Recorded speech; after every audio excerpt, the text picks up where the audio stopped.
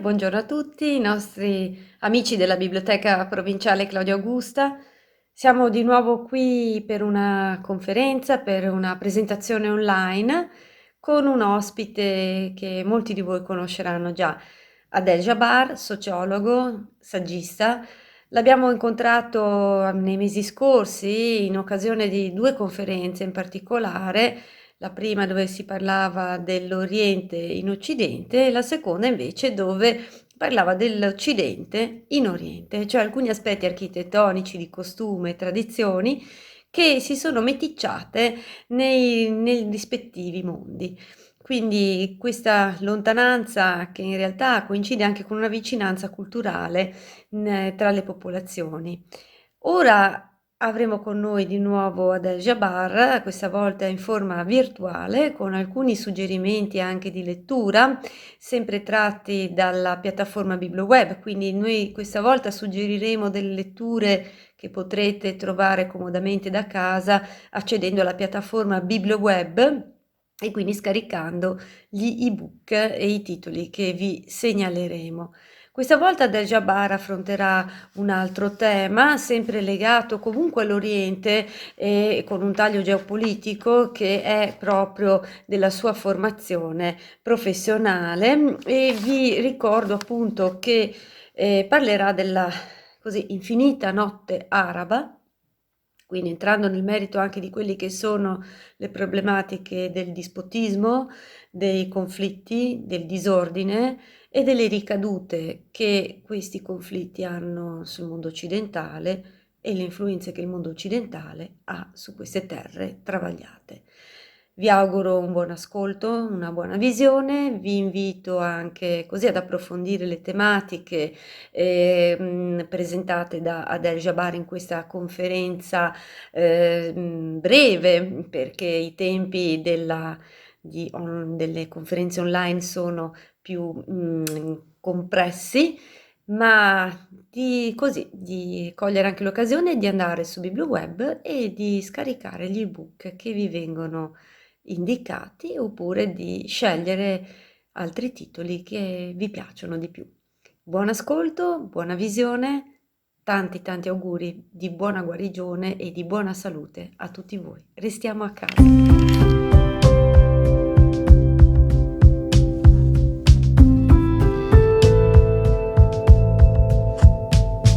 Vi saluto e spero che stiate bene, in particolare in questo periodo dove l'emergenza ha colto tutti impreparati. Stiamo vivendo in una fase di assestamento in attesa dell'esito e degli sviluppi di questa difficile situazione. Nel frattempo credo sia necessario e utile continuare a capire, a cercare, a conoscere, a riflettere su fatti e eventi che accadono ogni giorno nel nostro piccolo mondo. Un mondo storicamente è sempre stato attraversato da molteplici flussi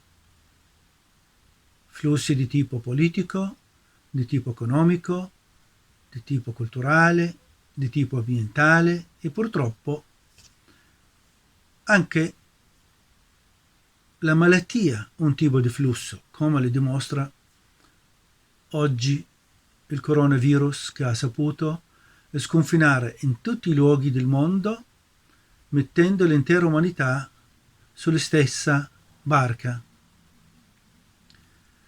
L'argomento di oggi, che ha come titolo l'infinita notte araba, dispotismo, conflitti e disordine, ha a che fare con le connessioni. In questo caso le connessioni è di tipo politico.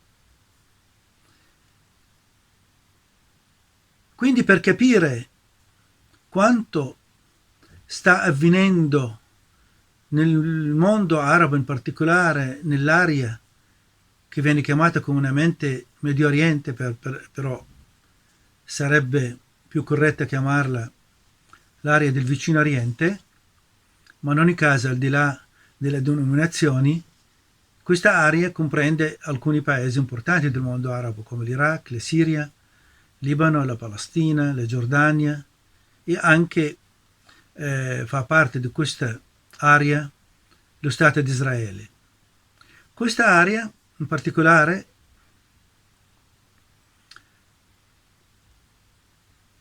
così come oggi dal punto di vista geopolitico, è il frutto, o meglio, uno dei frutti della Prima Guerra Mondiale. Per cui io vi invito a riflettere su due aspetti su cui vorrei richiamare la vostra attenzione. Uno di tipo storico-politico, l'altro di tipo socioculturale. Allora, il primo di tipo storico-politico ci aiuta a capire come mai questa area, che da circa un secolo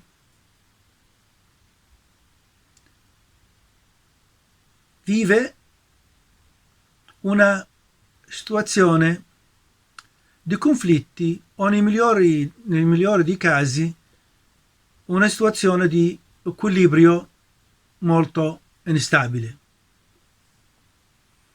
Allora questi stati qua che ho nominato prima sono stati nati per volontà delle potenze vincitrici della Prima Guerra Mondiale. Io un paio di anni fa, forse anche 3 anni fa ormai, ho scritto un articolo del titolo La Prima Guerra continua ancora nell'area del Vicino Oriente. Infatti, gli stati che sono nati come conseguenza della Prima Guerra sono nati come formazioni difforme, fragili e deboli. Sono nati a seguito della spartizione di territori dell'impero ottomano, che ha perso la guerra, e le potenze vincitrici, in questo caso la Francia e l'Inghilterra, hanno diviso l'area in base ai propri interessi, senza il consenso delle popolazioni locali, senza prendere in considerazione la sensibilità delle popolazioni, e quindi questi stati hanno continuato a portare questo fardello di instabilità e di fragilità nel momento in cui nell'arco di un secolo questi stati non sono riusciti a sviluppare una vita istituzionale riconosciuta dalle popolazioni. Quindi è venuta a crearsi e è rimasta sempre per decenni una frattura, una distanza tra la società reale e l'elite governante, un'elite che è stata formata e sostenuta spesso dalla potenza che hanno gestito quell'area lì, quindi la Francia o l'Inghilterra. E quindi ci siamo trovati ad avere degli stati, paradossalmente, fragili, però governi forti. Sembra un ossimoro, però non lo è. È la realtà. Più lo Stato è debole, e più il governo è forte per poter gestire e dirigere le complessità di una società, di un'area geografica. E quindi l'elite governativa, al di là poi della dicitura, della visione ideologica, perché nell'arco del tempo sono cambiate, però il metodo sostanzialmente è rimasto uguale per quanto riguarda la gestione dell'affare pubblico. Perché perché questi stati hanno continuato a perpetuare la fragilità d'origine, il poco riconoscimento da parte delle popolazioni locali nelle formazioni statuali nati dopo la prima guerra mondiale. E quindi questa fragilità, queste debolezze, questo equilibrio precario ha retto tutto sommato in tutti questi decenni anche grazie alle geopolitiche internazionali. E quindi durante la guerra fredda i due blocchi hanno definito alcune, come dire, regole per gestire anche quell'area lì, e quindi è rimasta una stabilità di importazione. Nel momento in cui con la fine, quindi la fine del blocco del socialismo reale, il blocco sovietico, la caduta del muro, l'area è tornata ad essere contesa nuovamente da parte delle superpotenze, in particolar modo degli Stati Uniti, e quindi per affermare la propria sovranità sull'area. E questo poi di fatto si è tradotto nell'intervento militare in Iraq, che ha fatto cadere il regime di Saddam, e poi dopo alcuni anni è venuto fuori il conflitto in Siria, poi questo tipo di ingerenza, di interferenza l'abbiamo vista in Libia, in Yemen, e quindi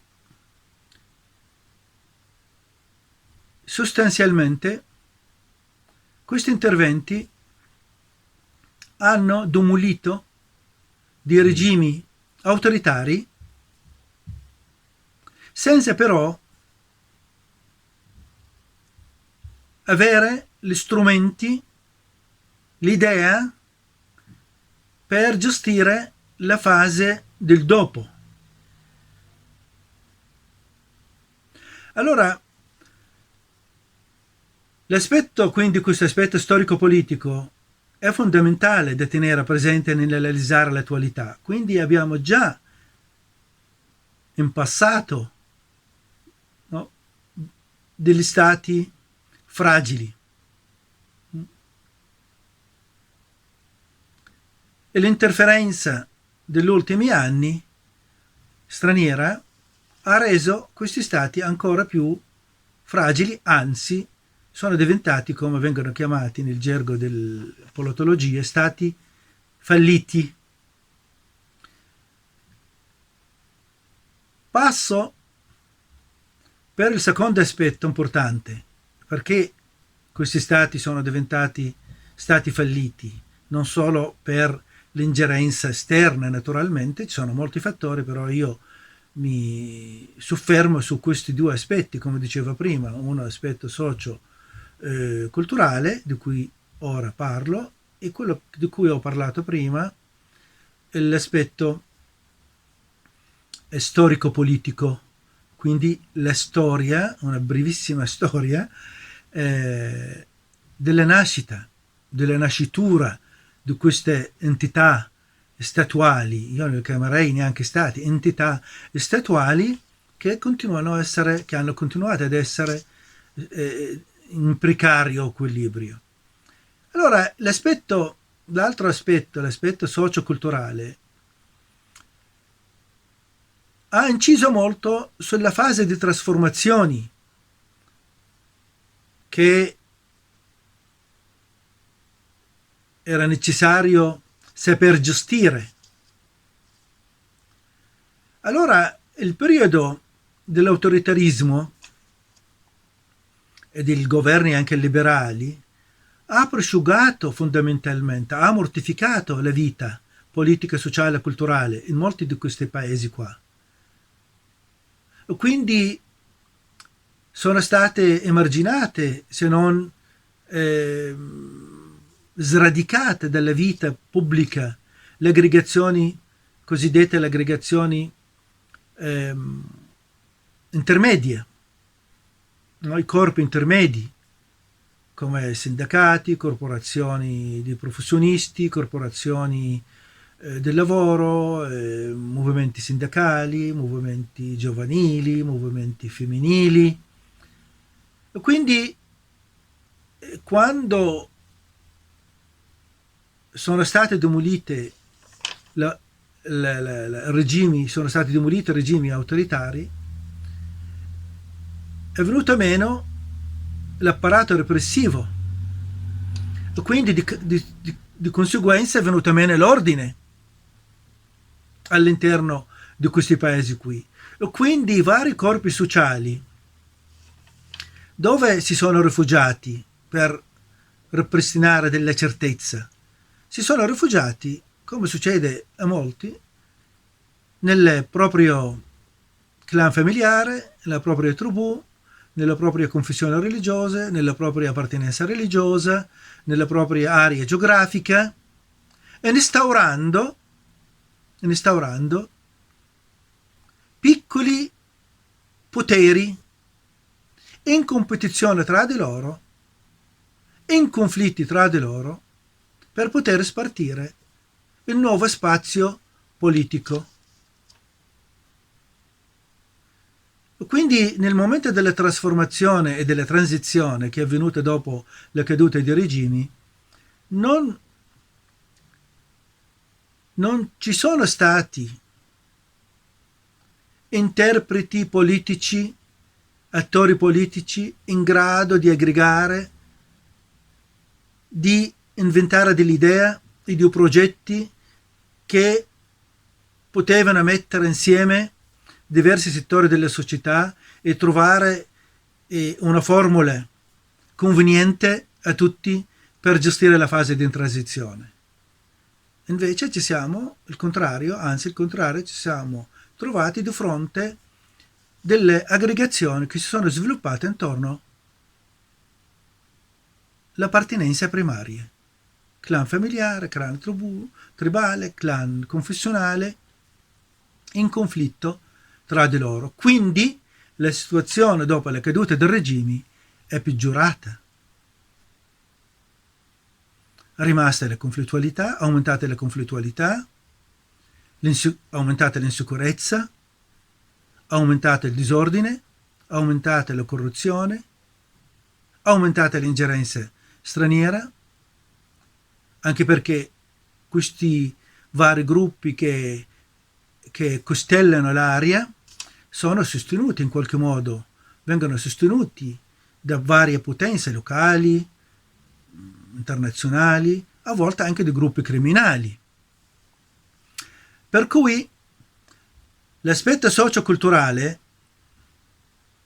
quindi la mancanza di corpi intermedi, anzi, ci siamo trovati nella situazione del moltiplicarsi di appartenenze primarie in conflitto l'uno contro l'altro, ha reso la situazione di transizione ancora molto più complicata, più difficile e per alcuni versi anche molto drammatica. Questo lo vediamo nel caso siriano, che rispetto all'Iraq o alla Libia o allo Yemen, il regime in quei paesi lì sono caduti, lì ha retto, grazie al sostegno russo, in parte al sostegno iraniano, ha retto, però in ogni caso il paese è rimasto comunque in una fase di un conflitto, anzi di aspri conflitti interni. È spartita l'area tra vari gruppi, quindi